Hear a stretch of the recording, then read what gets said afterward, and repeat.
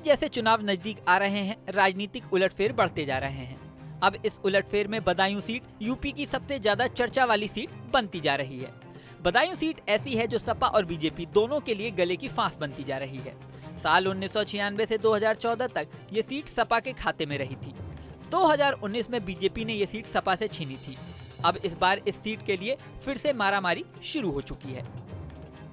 ये सीट इस बार अखिलेश यादव के लिए असमंजस की वजह बन गई है।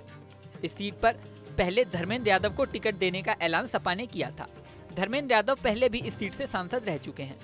धर्मेंद्र यादव के नाम के ऐलान के बाद उलटफेर हुआ। अखिलेश यादव ने चाचा शिवपाल को टिकट देने का ऐलान कर दिया।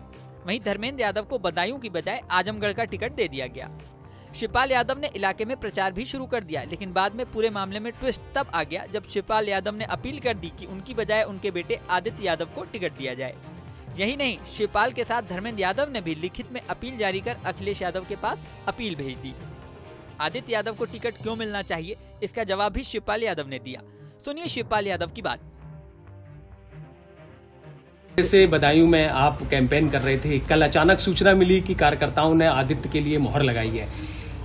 क्यों ऐसा हुआ कि आप चुनाव लड़ रहे थे और आदित्य पे भरोसा जता रहे हैं?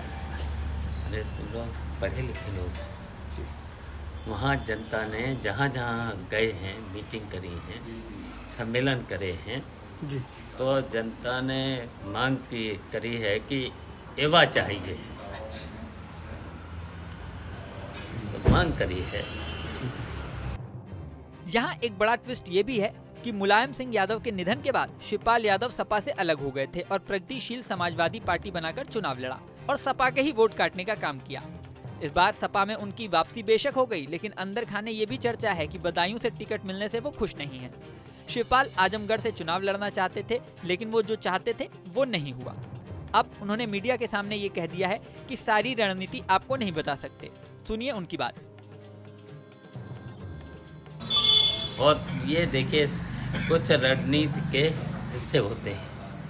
अब वो रणनीति तो आपको तो नहीं बता दी जाएगी। रणनीति को रणनीति रहने दो।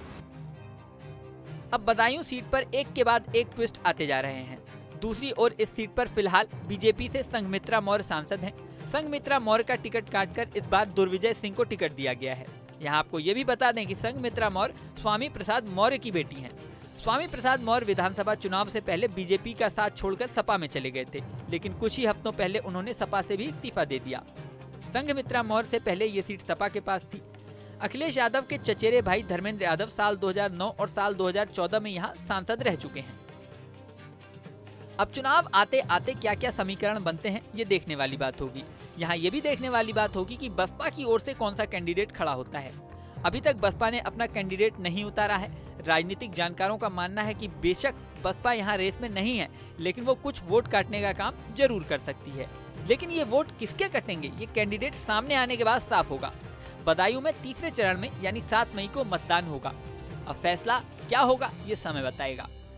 इस वीडियो में फिलहाल इतना ही। जल्दी नया वीडियो लेकर आपके सामने फिर आएंगे। बने रहें न्यूज नेशन के डिजिटल प्लेटफॉर्म पर।